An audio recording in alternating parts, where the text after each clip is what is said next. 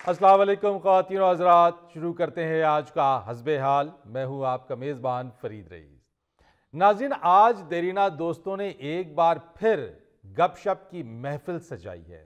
आइए देखते हैं कि उनके दरमियान क्या गुफ्तगू हो रही है। ओ भाई मुबशर साहब, वो दानियाल को कॉल तो करे ना, अभी तक आया क्यों नहीं जी?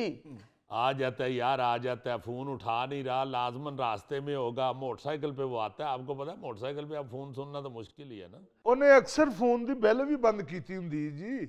ਨਾਲੇ ਕੰਮ ਦੇ ਵਿੱਚ ਉਹ ਬੜਾ ਰੁੱਝਿਆ ਹੁੰਦਾ, ਡਿਸਟਰਬ ਨਹੀਂ ਹੋਣਾ ਚਾਹੁੰਦਾ। ओ यार गाल सही असल च ਇਹ ਹੈ ਕਿ ਮੋਟਰਸਾਈਕਲ ਤੇ ਜਿਹੜੇ ਵੇਲੇ ਹੋਵੇ ਨਾ ਪੈਟਰੋਲ ਪਵੇਂਦਾ 1 ਲੀਟਰ ਤੇ ਤਰਾਏ ਦਿਹਾੜੇ ਚਲਾਉਂਦਾ 1 ਲੀਟਰ को अक्सर ते मैं डिठे हूं को कि मोटरसाइकिल लिटा लिटा के मंजिल तक पहुंचते हो। हर बात जो भी हो, वो पंचुअल आदमी हम दोस्त में बड़ी छेती वो फोन कर रहा है। ਚੁੱਕ ਲਵੇ ਸੀ। ईमानदार आदमी है यार, आप लोग उसका मजाक उड़ा रहे होते। हाँ। नहीं नहीं उठा रहा। ओ यार वने ना तो उन्हें नाली मुलाकात थी वने परसों मेरी वापस जर्मनी दी फ्लाइट है। वापस जा रहे हो? हाँ जी 2 महीने थी कि नहीं यार, पता नहीं लगा टाइम दा।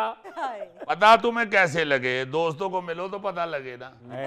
2-2 महीने आता है और हर शादी पे पहुंचा होता है। रिश्तेदारों में हो, मोहल्लेदारों में हो, शादी नहीं छोड़ता।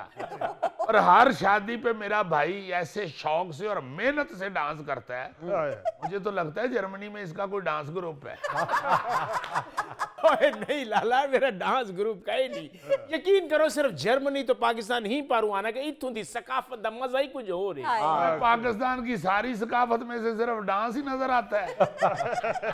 और भी काफी सकाफत है। ये जो पीछे से तुमने पोनी बनाई हुई है, मिस्रा बिया वाली, ये भी पाकिस्तानी सकाफत है। और नहीं लाला, जितना रावण उथों दा भी तो स्टाइल जरूरी है ना। और माइयों याद है तुम्हें, वो छोटे होते जब तुमने बारात पे फकीर से पैसे खींचे थे, वो सारे फकीरा रल के तेन फिर की कुटिया। यार मुबशर, वो देखो दानियाल अभी तक आया क्यों नहीं? आ जाता है, आज तुम्हें दानियाल की पड़ी हुई है, खैर है ना। अब खैर ही है, बस वो कभी लेट नहीं ना हुआ। आहो लेट नहीं हुआ, वो तुम्हें पता है अपने काम का पक्का है। वो दफ्तरी काम से चोरी नहीं करता, काम चोर नहीं है वो, अपना काम पूरी करता है। अभी आ जाएगा, कोई बात नहीं, अभी गप कर रहे हैं। अस्सलाम वालेकुम एवरीबॉडी। मुबशर साहब, फर्स्ट क्लास। सॉरी मैं थोड़ा लेट हो गया। साहब आए ने जी, साहब आए ने। नहीं जी, साहब कौन? बस अब काम ज्यादा था, फाइलों का ढेर लगा था। हुमायूं साहब, और आप ठीक हैं? अल्लाह का शुक्र। ਫਾਈਲਾਂ ਦੇ ਉੱਤੇ ਤੁਸੀਂ ਕਿਹੜਾ ਕਢਾਈ ਕੱਢਣੀ ਹੁੰਦੀ ਹੈ, ਉੱਗੀ ਮਾਰਨੀ ਹੁੰਦੀ ਹੈ, ਮਾਰ ਕੇ ਫਾਰਗ ਕਰ ਦਿਆ ਕਰੋ। पहलवान आज भी पहलवान ही है। पहलवान को एक दफ्तर में किसी ने कहा ना, घुग्गी मार दियो। पहलवान शरे वाली बंदूक लेके बाहर घुग्गी मार दो। पहलवान जी, फाइल का एक एक लफ्ज पढ़ के फिर घुग्गी मारनी होती है। ऐसे ही दस्तखत कर दो तो नीचे वाला आमला 2 नंबरियां करता है। पहलवान को क्या इन बातों से? पहलवान तो बस यही पूछता है किथे मारनी है घुग्गी। याद नहीं है आपको, जब इसका निकाह हुआ था, निकाह वाले फार्म के ऊपर इसने गवाह वाली जगह पे साइन कर दिए। वो पीछे से अब्बा जी हाजी साहब, अल्लाह बख्शे इसके वालिद साहब, उन्होंने टाट मारी। वो कहते हैं पुत्र गवाही नहीं देनी, निकाह करा। यार बड़ी मेमोरी है तेरी, बड़ी मेमोरी है तेरी, यकीन कर। वो भी तो वाकया हुआ था मुबशर, जब पहलवान की शादी में चट्टा साहब ने 5 गिलास दूध सोडे के पी लिए थे। बड़ी तबीयत खराब हो गई थी। वो टेंटों में बैठे कह रहे थे और दरवाजे खोल दो सारे। बलाखीर दे कनात चाह के ते चट्ठे गुबार कड्डे। क्या बातें कर रहे हो भाइयों, बड़े भाई आए हैं साथ। ये चट्टे के बड़े भाई है जी अफजल चट्टा साहब। माशाल्लाह जी माशाल्लाह। ओ अस्सलाम वालेकुम। जी क्या हाल है चट्टा साहब, ये आपकी तरह लुचे नहीं है तो मुझे शरीफ आदमी लगे। बड़े शरीफ ने जी, इन्होंने रकबे की खातर अपनी सास को फायर मारे थे। लो मुबशर, मैं जरा फिर ऑफिस से आऊं, जरा उधर थोड़ा काम रह गया था। बैठे बैठे सारे नासर मजाक कर रहा है। बड़े भाई दोस्तों की तरह।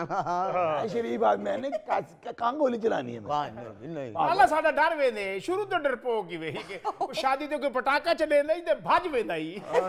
और ठा से मुझे याद आया, और जब मलक लियाकत की शादी थी, तूने सेबे वाला बम को आग लगा के इसके पाँव में रख दिया।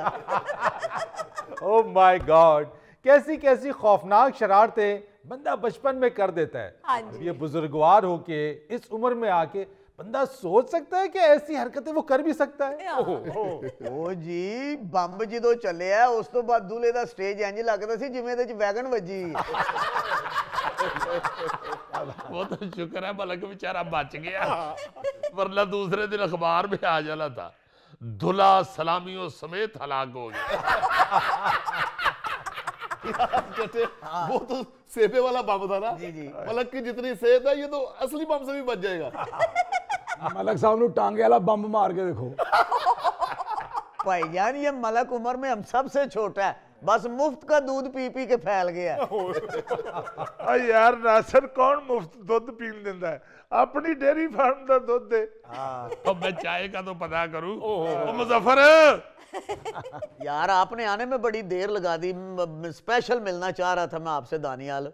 यार पता तो है चट्ठा कि मैं कौन सा एमिरेट्स में आना है, मोटरसाइकिल पे आता हूँ। ओ यार मैं तो आप शुक्र करे ना कि मेरी ताड़ी सारे नाल मुलाकात थी गई। परसों मेरी फ्लैट है। 15 साल हुमायूं साहब आपको हो गए जर्मनी में रहते हुए। जी हाँ जी हाँ। अभी भी फ्लाइट आपके मुंह से ऊपर सा लगता है। वाह जी वाह। ਇਹਨੂੰ ਫਲੈਟ ਬੜਾ ਤਿਆਰੀ ਵਾਲੀ ਸੂਟ ਕਰਦੀ, ਜਿਹਦੀ ਛੱਤ ਉੱਤੇ ਬਹਿ ਕੇ ਪਿੰਡੋਂ ਸਕੂਲੇ ਆਂਦਾ ਹੁੰਦਾ ਸੀ। सच्ची गल है, वो मेरे गरीब आसे हुन अल्लाह दा दिता है सब कुछ वे गाड़ियां हैं अपने। वैसे एक बात है कि जहां दरीना दोस्तों की मुलाकात होती है, बचपन की यादें, खुशगवार यादों को एक दूसरे के साथ शेयर किया जाता है, वहां तानाजनी भी जरूर होती है कि तुमने ये किया, तुमने ऐसा किया, तुमने इस तरह से कर दिया। अच्छा यार दानियाल, आपके दफ्तर में ना कुछ असामियां निकली हुई हैं। हाँ निकली है। तो ये मेरे बड़े भाई हैं, उनका एक ही बेटा है। अच्छा, आपसे एक दरखास्त करनी है जनाब। वो ऑर्डर करें जी चट्ठा साहब। वो नहीं ऑर्डर नहीं, आप भाई हैं तो उसके लिए ना मेरे भतीजे को यार नौकरी पर रख लो, और ये भी पता चला कि उस सारे प्रोग्राम के हेड भी आप हैं। शुक्र है अल्लाह का जी, अल्लाह ने इज्जत दी है, नो प्रॉब्लम। और आपका बेटा माशाल्लाह कितना पढ़ा जी? जी FA पास है जी। तो आपको तो चट्ठा साहब पता है कि वो BA पास लड़के चाहिए, FA पास तो नहीं चाहिए। ओ यार तुम्हारे इख्तियार में है, रख लो, क्या हो गया? ओह नहीं, इख्तियार में मेरे नहीं है, तो अल्लाह को भी तो जवाब देना ना कि जो BA पास लड़के MA पास लड़के घूम रहे हैं, वो जो डिजर्व करते हैं उनको तो फिर वो नहीं ना ऐसे हो सकता कि FA पास रख लो मैं। ਓ ਯਾਰ ਤੂੰ ਘੁੱਗੀ ਮਾਰਨੀ ਹੈ, ਮੁੰਡੇ ਨੂੰ ਰੱਖ ਭਾਜੀਆਂ ਦੇ ਨੂੰ, कोई गल नहीं। यार पहलवान तुम्हें घुग्गी याद है सिर्फ, तुम्हें क्या पता कि ये दफ्तरी काम कैसे होते हैं। और रख ले सर जी, मैं बड़ा परेशान हूँ, हमारी तो दुआएं ही हैं। जी दुआएं सिर्फ आप अकेले की है ना, वो जिन बच्चों को बाईपास करके आपके बच्चों को रखूंगा, उन हजारों बच्चों की बददुआएं भी तो हैं। और ना भाई ना बददुआ दो, आ रही चाह आ रही है। बददुआ कौन देना शुरू हो गया? नहीं वो वैसे ही बात कर रहे थे जी। चलो आप भी सिफारिश कर दो, ईमानदार बंदा है, आपको तो पता है ना मुबशर। क्या हुआ? और मेरे बड़े भाई हैं, इनका एक ही बेटा है। अच्छा, वो चाहते हैं कि इनके दफ्तर में ना नौकरी निकली है, वो अगर नौकरी इसकी घुग्गी से मिल जाए तो मेहरबानी है। दानियल मसला क्या है? वो मसला बस इनके बच्चे ने FA किया हुआ है। अच्छा, तो वो जो सामियां निकली हैं वो तो BA पास लड़के चाहिए ना। नहीं तो फिर तो नहीं रख सकता ना, वो सही कह रहे हैं। मेहरबानी है जी, कोई नहीं मेहरबानी पे तो सारा मुल्क चल रहा है। मगर भाईजान मसला ये है कि वो बता रहा है ना कि वो BA पास लड़के चाहिए, इश्तिहार देते होंगे, दिया होगा इश्तिहार? जी हाँ जी हाँ दिया। तो उसमें अगर BA पास इन्होंने अनाउंस किया है तो यहाँ पे तो MA बच्चे जो हैं वो खज्जल हो रहे हैं, तो वो अगर FA पास रख लेगा तो बात तो उसकी ठीक है। एक मिनट, मुझे मुखल होने की इजाजत है आपकी गुफ्तगू में? जी जी हुक्म हुक्म। अच्छा, मैं आप लोग की ये गुफ्तगू सुन रहा था, आप लोग बड़े पुराने देरीना दोस्त हैं, स्कूल कॉलेज के दोस्त हैं। अब जैसे दानियाल साहब है, ईमानदार अफसर है, मगर चट्ठा साहब की गुफ्तगू से ऐसा लगता है कि वो अपने दोस्ती का फायदा उठाते हुए उनसे तमाम रूल्स रेगुलेशंस को बाईपास करने का कह रहे हैं। भाई अगर उनके भाई के बेटे ने FA किया हुआ है और रिक्वायरमेंट BA है, तो कैसे दानियाल साहब रख सकते हैं अपने महकमे में, उसको मुलाजमत दे सकते हैं? और अगर वो ऐसा करेंगे तो उनके खिलाफ तहकीकात हो सकती हैं, वो जुर्म के मुर्तकिब होंगे। फरीद साहब, ईमानदारी का सिला तो मेरे रब ने देना है। दुनियादारी के हिसाब से कुछ रूल होते हैं, असूल होते हैं, उनको तो नहीं छोड़ सकता बंदा।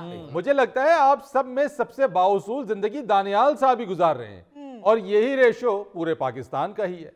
यार दानियाल इतना तंग नजर ना हो, ओ मेरी जान, ये पाकिस्तान है, यहाँ पे सब खुला डुल्ला ही चलता है। ओ यार खुले डुले याद है तेरू कि ਜਦੋਂ भी नहर ते नहान जाना सा तेनू हर कच्छा भी खुला होता सी।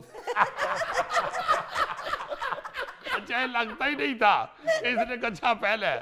वो लगता था कि कच्चे में गिर गया बेचारा। और खुला कच्छा पहन के ऐसे लगता था जैसे बांदरी घर छोड़ आई है। वो याद है एक दफा नहर पे मछलियां पकड़ने भी गए थे। जी हाँ। चट्टा बड़ा कच्चा पहन के कुंडी नहर में फेंक के बैठा हुआ है। ऐसे लग रहा था जैसे चील धुप सेक रही। वो चट्टे की कुंडी को काफी बड़ी मच्छी चंबड़ गई। ओए होए होए होए। मच्छी चट्टे को खींचे, चट्टा मच्छी को काफी देर है मुकाबला चलता रही। ਉਹ ਤੇ ਮੇਰੀ ਨਜ਼ਰ ਪੈ ਗਈ, ਮੈਂ ਜਾ ਕੇ ਇਹਨੂੰ ਲੱਤ ਤੋਂ ਫੜ ਲਿਆ ਤੇ ਮੱਛੀ ਲੈ ਦੇ ਗਈ। मगर मुबशिर साहब, मैं एक चीज को सोच रहा हूं कि चट्टा साहब कैसे दोस्त हैं कि अपने दोस्त को गलत काम करने पर मजबूर कर रहे हैं। हाँ। यानी कि एक उसूल है और वो अगर उसूल पर चल रहे हैं और आप कह रहे हैं कि पाकिस्तान है, खुला डुल्ला है, सब चलता है, कैसे दोस्त हैं आपके अपने दोस्त को मुश्किल में डाल रहे हैं? बहुत भाई अफसोस साहब, की बात है। अगर असूलों की और ईमानदारी की ही बात को मद्देनजर रखना होता तो चट्टा साहब सियासत में जाते। ओ यार अंदर बन के पता कर, चाह बनदी पई है, पावे बनदे पेन। यार फिक्र ना कर, तुझे चाय भी पिलाएंगे, बल्कि शापर में डाल के साथ भी देंगे, जर्मनी भी ले जाना। ओ मुजफ्फर, दानियाल साहब, आपकी तरफ से इनकार ही समझे। चट्टा साहब, आप नासिर साहब के बड़े भाई हैं, हमारे भी भाई हैं। मैं आपसे गलत बात नहीं कर रहा, मेरी मजबूरी है, मैं गलत काम नहीं कर सकता। हाँ ਇਹ ਕਾਹਦਾ ਗਲਤ ਕੰਮ ਹੈ? ਰੱਖ ਮੁੰਡਾ ਭਾਜੀਆਂ ਦਾ। ਉਹ ਪਹਿਲਵਾਨ, ਤੈਨੂੰ ਕੀ ਅਹਿਸਾਸ ਹੈ ਗਲਤ ਕੰਮ ਦਾ? ਤੂੰ ਆਪ ਸਾਰੀ ਜ਼ਿੰਦਗੀ ਦੁੱਧ 'ਚ ਪਾਣੀ ਪਾ ਕੇ ਵੇਚਿਆ ਹੈ। यही अलमिया है इस मुल्क का कि अगर कोई अच्छा काम करता है तो उसकी हौसला अफजाई की बजाय उसकी हौसला शिकनी की जाती है। हाँ जी। हाँ जी हाँ जी हाँ जी हाँ जी। या बड़ी गाल है, ट्रे चाह की दिए बाल। यार इधर ले आ ट्रे, फड़ा मेरा पुत्र, इधर ले आ, बिस्मिल्लाह। इधर ले आ, जाओ जाओ चाय लेके आ, चाय लाओ, ये लो जी ले। मैं वेचा से नहीं ये सारा तुसी खा लो। यार तुम बहुत ही काले पड़ जाते हो। आ रही है चाय, कोई बात नहीं, गप्पे लगा रहे हैं, तुम सिर्फ चाय पीने आए हो। ना सोना, वो काफी देर थी कि ना देर की थी गई है, तू रोजा खोले है। ओ खाओ खाओ भाजी, मुंडा रख लेगा नौकरी ते। मुंडा मैं नहीं रखना, बिस्कुट खाओ भाਵੇਂ ना खाओ। शाबाश। नाज़रीन, यहाँ पर वक्त हुआ एक ब्रेक का, हमारे साथ रहिए। जिस तरह जीप चल रहा था,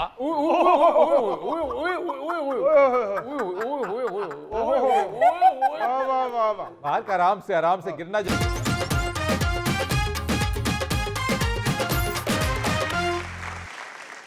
अच्छा जी, सयाहत के हवाले से दो खबरें मेरी नज़र से गुजरी थी जो मुझे आज याद आ रही हैं और मैंने सोचा आप लोगों के साथ भी इसको शेयर करता चलूं। बड़ा ही इनकलाब बर्पा हो रहा है, दुनिया के मुख्तलिफ ममालिक सयाहत के हवाले से बड़ी सोच विचार के साथ पॉलिसीज़ इंप्लीमेंट कर रहे हैं और ज़्यादा से ज़्यादा सयाहों को अपनी तरफ मुतवज्जे करने के लिए उसको लागू कर रहे हैं उन पॉलिसीज़ को। अब नेपाल की मिसाल लीजिए। नेपाल में माउंट एवरेस्ट जो दुनिया की सबसे बड़ी चोटी है, वहां पे सयाहों की तादाद हर गुजरते दिन के साथ बढ़ रही है। वहां पे लोग कचरा फैला रहे हैं, वहां गंदगी फैला रहे हैं। नेपाल की हुकूमत ने पॉलिसी दी है कि अब जो भी सयाह माउंट एवरेस्ट पे जाएगा अपने साथ एक बैग लेके जाएगा। अच्छा, वहां पे जो कचरा फैलाएगा वो वहां नहीं छोड़ेगा बल्कि बैग में डाल के वापस लाएगा, हत्ता कि इंसानी फुजला भी। और अगली खबर सुनिए, सऊदी अरब के हवाले से बड़ी इनकलाब बर्पा कर देने वाली खबर है कि यानी सऊदी अरब ने यह प्लान किया है कि 2030 तक सालाना 15 करोड़ सयाहों के लिए जो इंफ्रास्ट्रक्चर है, इसमें रोड्स, होटल्स और दूसरी सहूलियात वो मुकम्मल कर ली जाएंगी और सऊदी अरब को सालाना 750 अरब रियाल की आमदन होगी इससे। और पाकिस्तान में सयाहत की, टूरिज्म की क्या सूरत हाल है, ये हम जान लेते हैं अपने देरीना दोस्त, हमारे देरीना सयाह मार्क से। जी, hello Mark, how are you and what is the current state of tourism in Pakistan? वेला दुख सुख फोलन डा जी नहीं लगदा ढोलन डा। पंजाबी गाने भी याद हैं। वेला दुख माय गॉड। क्या हो गया मार, क्यों इतने अफसरदा हो यार? मैंने अंग्रेजी में तुमसे पूछा, तुमने पंजाबी गाना शुरू कर दिया। ओ मेरा भाई तुमको क्या बताऊं, जब भी इधर आता हूं आपके प्यारा कंट्री में पाकिस्तान में, मेरा दुख सुख फूलन तो दिल करता है, और इन दुख सुख में दिन ब दिन इजाफा होता जा रहा है। अल्लाह खैर करे। हुआ क्या है मार्क साहब? प्यारा कंट्री, इतना ब्यूटीफुल प्लेस, ये तो गॉड का गिफ्ट है तुम लोगों को, नो डाउट। मगर आप लोगों का वही हिसाब है, वो किसी ने गिफ्ट कीता, किसी ने हवाई जहाज, यस उन्हें उड़ान दी बजाय उन्हें परां दे उत्ते कपड़े सुकने पा दिते। बल्कि तुहाडा वो हिसाब है कि किसी को 10-12 हीरे मिल गए, हीरे, yes yes you know, you mean diamond. Diamond, ओदे नाल बंटे खेडन लग गए। कि मैं तो तुम लोगों को देख के ये सोचता हूँ कि अगर इधर से गोल्ड भी निकल आया, आई मीन सोना, यस यस, तो तुम लोगों ने उसका बिजनेस करने की बजाय गोल्ड दे वर्क बना बना के बर्फी ते ला के खा जाने, या फिर सोना निकल आया ते तुसी गान लग पैना है, जे मैं हुंदी डोलना डोलना सोने दी टवीटड़ी। क्या बात? ऐसी बात नहीं है, हमारे पास सोने के जखायर है, रेकोडेक के जखायर है हमारे पास। और जान दे चुप्पी पहली बाबा। इधर एक फकीर मुझसे पैसे मांगता है, कहते $1 दो $1। तो मैं कहता हूँ कि तुम्हारा पैसों में गुजारा नहीं होता, वो कहता जान दे यारा चुप्पी पहली। मुझे उसका याद हो गया वो। अच्छा, वेरी नाइस। देखो बात पता क्या है, आप लोग टूरिस्ट को फैसिलिटेट करने की बजाय उसके लिए और ज्यादा प्रॉब्लम क्रिएट करता जा रहा है, जो कि मैं समझता हूं कि टूरिज्म के लिए पॉइजन है, पॉइजन। ठीक कह रहे हो। अब देखो, अभी मैं गया इधर, इस दफा मैं आया तो मैं वो झील सैफुल मुलूक का बड़ा सुन रहा था। मैंने कहा कि मैं झील सैफुल मुलूक चला गया। इमरान का गान, हाँ। मैंने सोचा शायद उठे मलोक उगी होए ने, इस गलों नु झील सैफुल मलोक कहंदे ने। परियां उतरती हैं मार्क, उधर परियां उतरती हैं। तेनू की जरूरत है, तेरे ते पारी नहीं है गे। वैसे चिड़ी दा बोट लगना है, तेरे पार नहीं है गे, तेनू की परियां उतरन भाਵੇਂ परे उतरन होगा। आज फिर तो तुमने बहुत एंजॉय किया होगा। इट्स अ ब्यूटीफुल लेक, बहुत खूबसूरत झील है वो। जान दे बाबा चुप्पी पली। एक फिक्रा याद हो गया मार को, अब ये बार बार यही फिक्रा दोहराएगा। और उधर गया मैं, जब उधर उतरा तो पता चला कि जी इधर से नारायण का गान, क्या है वो, नारायण का गान। वो कहते हैं जी इधर से आप जीप में बैठ के जाएगा।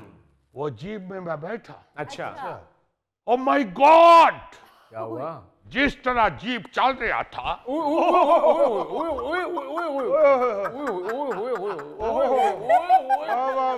मार्क आराम से गिरना जाना। यार जब मैं उधर पहुंचा मेरे गुर्दे दिल वाली जगह पे पहुंच गए। दिल मेरा मोढे च वड़ गया होया सी, मोढे मेरे वखी च आ गए होए सी। हद हो गया यार, बड़ा हाजमे वाला सफर किया तुसी। कौन सा ये जर्नी है, मैं हैरान हो गया। मैंने कहा ये क्या करता है, सड़क क्यों नहीं बनाता है, ये आपका इधर रोड का इतना बुरा हालत है, इतना इतना इतना बड़ा, ये आपका इतना ब्यूटीफुल है इधर सीन, आपका झील सैफुल मलोक, तो आपका ये सड़क का क्या हालत है, क्यों नहीं बनाते सड़क? मार्क बनाते हैं यार सड़क, लेकिन वो लैंड स्लाइडिंग की वजह से, स्नोफॉल की वजह से वो खत्म हो जाती है या तबाह हो जाती है वो। जान दे बाबा चुप्पी पल। और परफेक्ट जगह पे आप कह रहे हो मार्क। और मुझे पता चला उधर लोगों ने बताया, उन्होंने बताया ये इधर माफिया है, इधर माफिया है, ये जो जीप है ये जीप माफिया है इधर। वो लोग सड़क नहीं बनाने देता, अगर सड़क बन गया तो लोग अपनी प्राइवेट गाड़ियों के साथ ही उधर चला जाएगा झील सैफुल मलोक में। मलूक भाई भाई भाई तो उधर पहुंच जाएगा तो ये जीप वाला कहता है कि हमारा कारोबार खत्म हो जाएगा। असल बात वो सड़क खुद खराब कर देता है ताकि वो अपना मुंह मांगा पैसा मांगे और तुसी जीप दे विच बैक ते इंजन कर दे। ये कौन सा सफर है? टूरिज्म करने आए हुए हैं या अपनी हड्डियां पसलियां तोड़वान आए हो? इतने उर्दू का सफर नहीं लगता, इतने अंग्रेजी का सफर लगता। इतने नालों अच्छा है उठे ऊंट ले जाओ यार, वो कम से कम सिर्फ यही करता है। आए आए आए आए वाह वाह वाह वाह वाह वाह वाह वाह। जीप दे झटकियां दे विच ही उर्दू उत्ते आ गई ते अंग्रेजी थल्ले चली गई। इतना बुरा सफर। मार्क, वो जीप वाले तो कहते हैं ये एडवेंचर है। वो जान दे बाबा चोपी पली। इतना कमजोर है आपका गवर्नमेंट, इतना नहीं कर सकता कि ये जो माफियाज है जो टूरिज्म को बर्बाद कर रहे हैं, जो टूरिस्टों के एंजॉयमेंट के रास्ते में दीवार बना हुआ है, आप लोग उनको ही नहीं पकड़ सकते, उनको ही नहीं रोक सकते।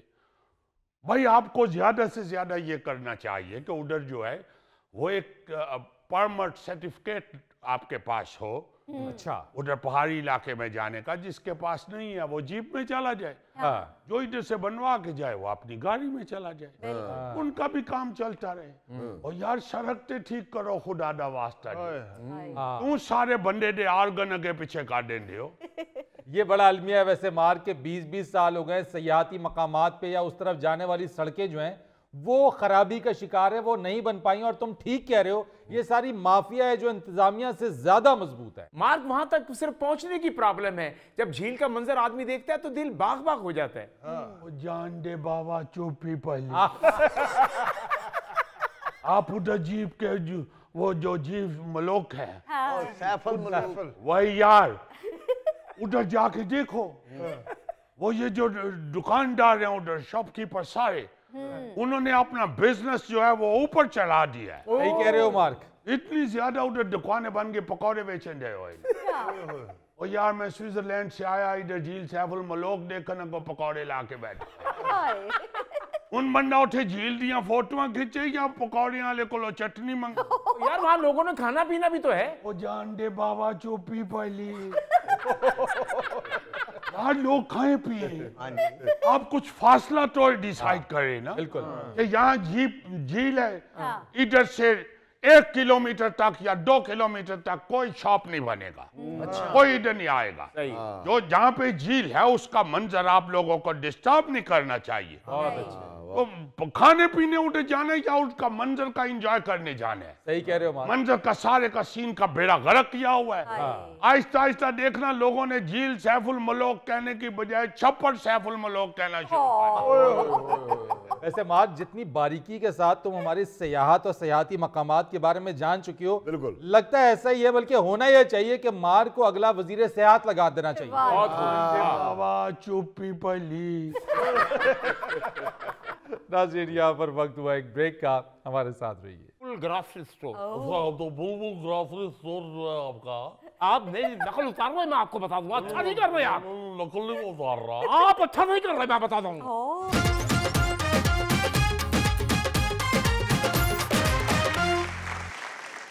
अच्छा जी, रमजानुल मुबारक की आमद है और बदकिस्मती से इस माह मुबारक में लोगों ने लूट मार का बाजार गर्म कर रखा होता है।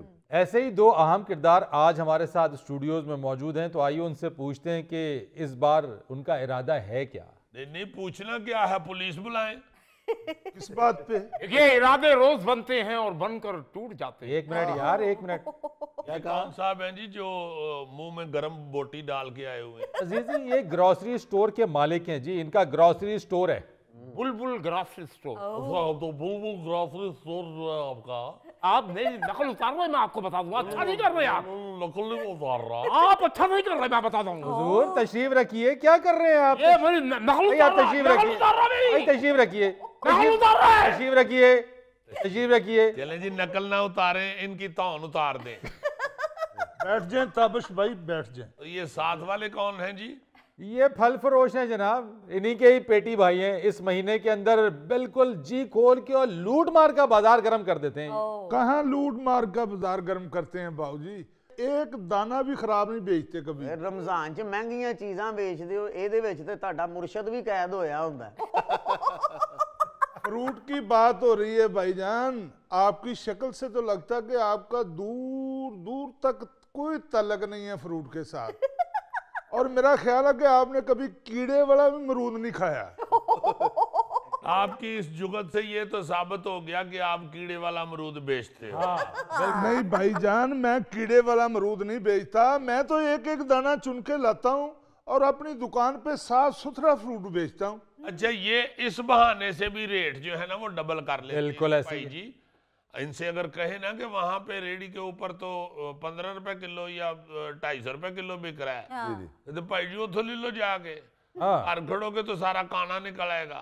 और दूसरा, खास तौर पे रमजान का महीना शुरू होते ही ना जी जी इनके फ्रूट को आग लग जाती है, क्योंकि इनको पता है कि लोगों ने फ्रूट खाना है। और वैसे मैं समझता हूँ उसमें इनकी घट गलती है, हमारी जो आवाम है ना उसकी बहुत बड़ी गलती है। भाई किस लिए आप इस तरह के लेविश दस्तरखान सजाना चाहते हैं, या आप फ्रूट के पीछे भज पड़ते हैं? भाई खाएं आप फ्रूट, सारा साल खाएं आराम से। बिल्कुल। वो जो अल्लाह पाक ने अगर आपको दिया हुआ है तो बिल्कुल खाएं, मगर सिर्फ रमजान के महीने में ये सोच लेना कि फ्रूट बड़ा जरूरी है, तो फिर इन्होंने तो शौक़ होना ही है। अजीजी, आम ग्राहक को तो ये फ्रूट देते ही नहीं। अच्छा, इनका दिल ही नहीं करता, इनकी नीयत ही नहीं ठीक। बिल्कुल। वो इनके जो खास होते हैं वो आते हैं गाड़ियों में, उनके लिए फिर जाते हैं पीछे दुकान में, वहां से निकाल के लाते हैं और फिर उनसे मुंह मांगी कीमत मांगते हैं। वो भी बहस नहीं करते, वो दे के चले जाते हैं।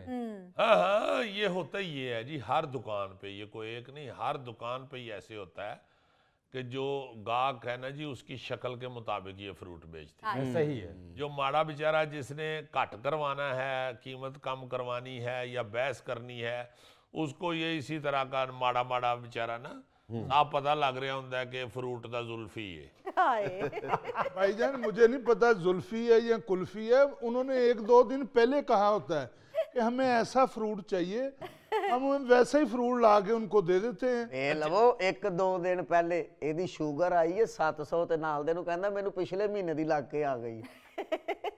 अच्छा अमजद भाई, फ्रूट वाले जी जी, आप कसम खाओ कि कभी ऐसा होता है कि अच्छा फ्रूट आप ग्राहकों को दे दें और जो नरम है या बुरा है वो आप घर ले जाएं या अपने लिए रखें? भाई मैं गंदा फ्रूट लाता ही नहीं हूँ, चाहे वो आपके घर जाना हो या मेरे घर जाना हो, बात तो एक ही है। जब अच्छा बुरा तो आप छोड़े ना, कीमत जो है ना जी, कीमत जी उस पे इससे पूछे जरा कि ये क्या होता है कि रमजान शुरू होते ही फ्रूट की कीमतें आसमान को लग जाती हैं, और खास तौर पे खजूर। जी, ये बहुत अहम बात है जिसकी तरफ तुम निशानदेही कर रहे हो, और इसका एक ही जवाब होता है इनके पास कि जी पीछे से महंगा आ रहा है, हम क्या करें। अच्छा, ये जो साथ बैठे हैं ना इनके ग्रोसरी स्टोर के मालिक ताबिश, वही ताबिश साहब, इनके स्टोर में आप रमजान मुबारक में घुसे ना तो ऐसा लगता है कि बस डकैती होने वाली। नहीं, हमने तो कभी मुंह से पैसे मांगे नहीं, जो डब्बे पे लिखा होता हमने तो वही बिल बना के दे देना होता। डब्बा जी, तुमने आपने भी पर्चियां निकी निकी बनवाई होती हैं जो असल रेट को छुपा देते हो और अपना रेट लगाते हो। अबे उस शैम्पू के साशे, मैं तुम्हारे पास आ तो सकता था मगर मुझे मोरे की प्रॉब्लम है, मैं आ नहीं सकता। बददुआ लगी है तुम्हें, बददुआ। फरीद भाईजान, वो जो राशन के तोड़े गरीबों में बांटने के लिए कोई बंदा इनको ऑर्डर दे जाता है, ये उसमें भी 2 नंबरी करते हैं, वजन भी कम, गैर मेयारी चीजें और नाकस मटेरियल रख के बस तोड़ा पैक किया और अगले दे दिए। अरे हम क्या सामान को तकड़ी में तोड़ के देते हैं? ना तोड़ का इलेक्ट्रिक निजाम है सारा, वो जो बताता है उसी तरह होता है, लिखा हुआ आपके सामने आता है कि कितना ग्राम है, 800 ग्राम है, 1000 ग्राम है, 500 ग्राम। यार एक मिनट ताबिश साहब, एक मिनट, ये जज्बाती होने की बात नहीं है, गुस्सा किस बात के ऊपर कर रहे हैं? जो आपकी गलती है माने उसको, ये इलेक्ट्रिक कांटे की बात कर रहे हैं, उसके अंदर क्या हेर फेर नहीं होती है? आप तोल में आप कमी नहीं करते? आप बताएं, नाकस अशिया आप खरीदते हैं रमजान से पहले सस्ते दाम, और रमजान मुबारक में वही चीजें महंगे दाम करके और थोड़ा डिस्काउंट करके कहते हैं हम तो सस्ती चीज बेच रहे हैं। अब क्या हर चीज हम कसम खा के दें कि भाई ये मैं कसम खा के खाता हूं, ये मैं आपकी तरफ आ सकता था, प्रॉब्लम मुझे मोरे की है। अभी साहब बात जो है वो आप लड़ना शुरू हो गए हैं। हाँ आपका इंटरव्यू हो रहा है, लड़ाई नहीं हो रही। नहीं वो कह रहे कि नहीं, हम तो ये कहना चाह रहे हैं कि जितने भी ग्रासरी स्टोर्स वाले हैं, आप शायद अच्छे ही हो, मेहरबानी, जो शक्ल से नजर नहीं आ रहे, मगर आम तौर पे यही है और पूरी दुनिया जानती है, पूरा पाकिस्तान जानता है कि आप लोग अशिया की कीमतें रमजानुल मुबारक में बहुत ज्यादा बढ़ा देते हैं। बिल्कुल। हालांकि रमजानुल मुबारक का एहतराम अब गोरे भी करना शुरू हो गए हैं। गोरे भी मुसलमानों को रमजानुल मुबारक में रेट के हवाले से फैसिलिटेट करते हैं। जबरदस्त। मैंने खुद देखा हुआ है कनाडा में, मैंने पहले भी एक दफा बताया था, जी जी। लिखा हुआ स्टोर के शीशे के ऊपर रमजानुल मुबारक के एहतराम में हमने रेट्स में कमी की। क्या बिल्कुल ठीक कह रहे हो। वहां तो गैर मुस्लिमों के जो स्टोर होते हैं उन पे भी उनको पता होता है कि माह रमजान है, तो वो कहते हैं जी खजूर आप या तो कम कीमत पे या मुफ्त ले जाएं। पूछे इन ताबिर साहब से, उन्होंने कभी अपने स्टोर पे किसी गाहक को मुफ्त खजूर दिए? मैं आपको बताता हूँ यार आप हसबे हाल में आए, कोई मोची दरवाजे थोड़ी आए, आप इतना ऐसा बोल रहे हैं। मैं आपको बताता हूँ, जो आदमी 5,000 रुपए की ग्रोसरी खरीदता है उसके साथ एक खजूर का पैकेट मुफ्त मैं देता हूँ। उस 5,000 में भी 2-2,500 तुमने वट लिया होता है, जिसके साथ 200 की खजूर मुफ्त दे रहे हो। बहरहाल जी, अब तो हम इस हवाले से सारी दुनिया में बदनाम हो गए हैं कि सारे साल का नाकिस माल हम इस माह मुबारक में बेच देते हैं और गिरा फरोशी भी अपने उरूज पर होती है। जिला इंतजामिया बड़े बड़े दावे करती है, हुकूमत बचत बाजार लगाने के दावे करती है, लेकिन अवाम जो है वो इस महीने में महंगाई की चक्की में पिस चुके होते हैं। भाई एक रीजनेबल आदमी आपसे कह रहा है कि मैं 2 नंबर काम नहीं करता, आप फिर बात को नहीं मान रहे। नहीं, यह है वाकई रीजनेबल आदमी। अपने स्टोर ते बैठा सी ते तो 5 किलो वाली कुकिंग ऑयल दी बोतल बजी है तो ठस गया। यार जुल्फी भाई कौन सा रीजनेबल, बात बात पे वो खड़े होकर बात करते हैं। देखो मेरे भाई, इसका भी एक रीजन है, अगर मैं बैठ के बोलूं तो खींच पड़ती है। नाज़रीन, यहाँ पर वक्त हुआ एक ब्रेक का, हमारे साथ रहिए। कराची नहीं गए आज तक? नहीं जी, अभी तक मैं ओह माय गॉड, इसीलिए अभी तक कराची की उर्दू ठीक है।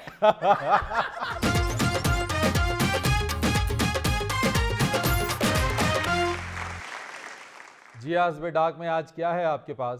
सर हस्बे डाक में सबसे पहला मैसेज हमें आया है। कभी नहीं कहती कि जी आज हस्बे डाक में करेले गोश्त है या भिंडी गोश्त बना हुआ है या आज हमने जनाब अरबी गोश्त बनाया, अरबी गोश्त बनाया, पुट की बोटियां डाल। यार ये हस्बे डाक का सेगमेंट है, किचन थोड़ी है जो ये सारी डिशेस या के पास। चलो हमें भी छोड़ो यार, गोगे को खुश करने के लिए ही बता रहे। यार इतनी चीजों का नाम लिया, थोड़ा गाजर के हलवे का भी नाम ले लें प्लीज। गाजर का हलवा भी बीच। अच्छा सर, मैसेज सुने। मैसेज मैनचेस्टर से है और किया है अजमत खुर्शीद ने, और ये खातून है। कहती हैं अस्सलाम वालेकुम हस्बे हाल टीम। वालेकुम अस्सलाम। कहती हैं अजीजी साहब, दूसरे लोगों का मुझे नहीं पता, लेकिन मेरे घर में हस्बे हाल का एक ही मतलब है, खूबसूरत फैमिली प्रोग्राम। वाह, अल्लाहु अकबर। और मजीद कहती हैं कि मेरे लिए ज्यादा खुशी की बात यह है कि हस्बे हाल की ये तारीफ और तशरीह मेरे बेटे अजीज खुर्शीद ने की है। बड़ी मेहरबानी बाजी जी आपकी, आपने मोहब्बत फरमाई, बहुत शुक्रिया। हमारे लिए दुआ फरमाइएगा। बिल्कुल। और अगला मैसेज हमें आया है लाहौर से और किया है एजाजुल्लाह ने, और कहते हैं अस्सलाम वालेकुम हस्बे हाल टीम। वालेकुम अस्सलाम जी। कहते हैं फरीद साहब, क्लास के तालिब इल्मों को सिर्फ सिखाने से कुछ नहीं होगा, इनका इम्तिहान भी लेकर देखें। मुझे आपके स्टूडेंट्स पढ़ाई में कुछ ज्यादा सीरियस नहीं लगते। इम्तिहान का नाम सुनते ही इनमें से आधे बीमारी का बहाना लगाकर निकल जाएंगे। जो क्लास के स्टूडेंट्स की हालत है, ये नहीं कहते कि मेरी पढ़ाई से कुछ नहीं बनेगा, इनके साथ मेडिकल टेस्ट भी करवाते जिस एज के स्टूडेंट हैं।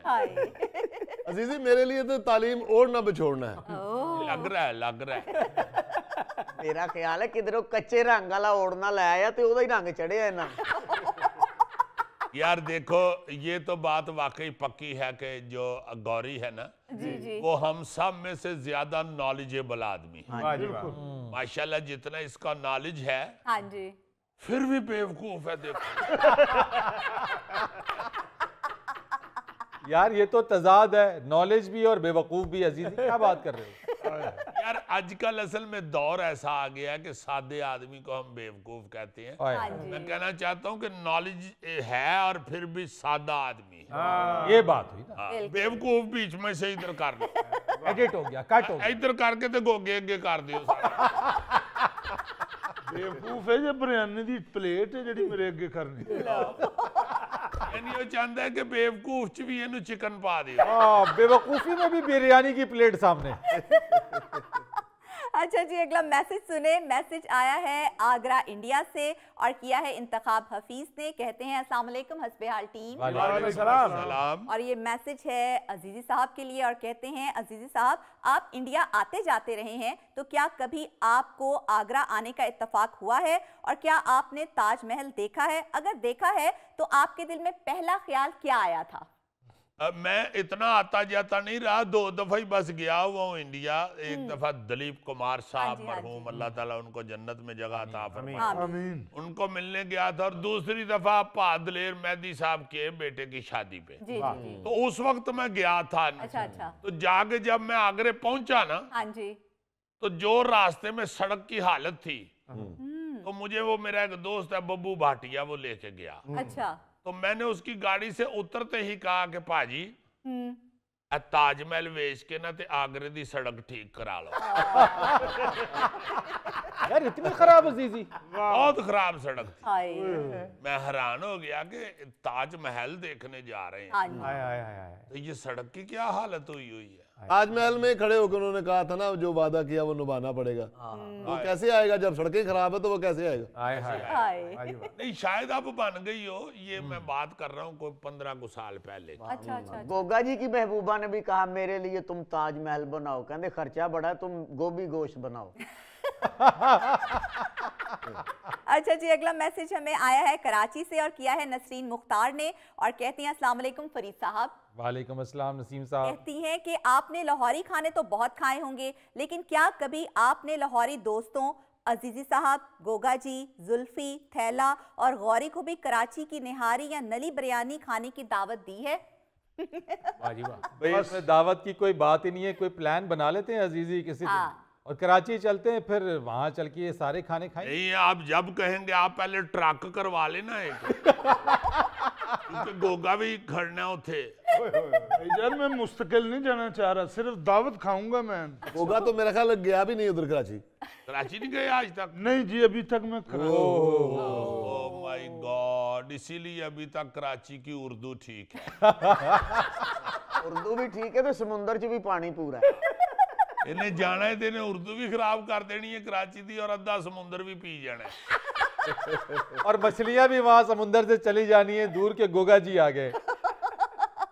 अच्छा जी, अगला मैसेज हमें आया है फैसलाबाद से और किया है अब्दुल हकीम साहब ने और कहते हैं अस्सलाम वालेकुम हस्बे हाल टीम। वालेकुम सलाम। कहते हैं फरीद साहब, अगर आपने हस्बे हाल के दानिश्वरों से जुगत मुकाबला करना है तो फैसलाबाद का चक्कर लगा लें। हर बात का जवाब जुगत में देने का आर्ट समझ जाएंगे। बहुत अच्छे। अपना फरीद सियाना साहब जो हैं, जी, उनका कराची से ज्यादा गहरा ताल्लुक फैसलाबाद से ही है। हाँ जी, जो हमारी बहन है वो फैसलाबाद से। और ये हमें गल मशहूर हो गई हुई है, फैसलाबाद बड़ी जुगत होती है और बड़ा जुगत वाला शहर है। हाँ जी। फैसलाबाद एक अदबी शहर है। वहां से मेरा ख्याल है सैकड़ों की तादाद में तो अखबार निकलते हैं। आपको ये पता है, अखबार शाया सबसे ज्यादा फैसलाबाद में। हाँ, बहुत खूब। और जुगत जो है वो बस हो रही है, वो सारे पाकिस्तान में ही हो रही है। सही है। मगर जुगत के हवाले से जो फैसलाबाद मशहूर हुआ है ना जी, वो अमानुल्लाह खान साहब ने 1-2 दफा ड्रामे में कहा कि फैसलाबादी ये बड़ी जुगतें करते हैं। अमान साहब जब भी उधर जाते थे ना, जी। तो वहां पे पैदल बहुत फिरते थे। वैसे तो लाहौर में भी वो कोई जहाज पे नहीं थे फिरते, उन्हें शौक था पैदल फिरने का। तो उधर जो भी उनको देखता था जुगत कर देता, तो वो कहते थे यार थे बड़ी जुगत होंगी। हालांकि हकीकत ये है कि अमानुल्लाह खान तो हज करने भी गए थे, तो उधर उनको बड़ी जुगत हुई थी। नाज़रीन, ये था आज का हस्बे हाल। जाने से पहले एक खूबसूरत बात, अगर इंसान हारने के बाद भी एक बार मुस्कुरा दे तो जीतने वाला अपनी जीत की खुशी खो देता है। अपने मेज़बान फरीद रईस को इजाज़त दीजिए। आइंदा हफ्ते आपसे फिर मुलाकात करेंगे इंशाअल्लाह। तब तक के लिए अल्लाह हाफिज़।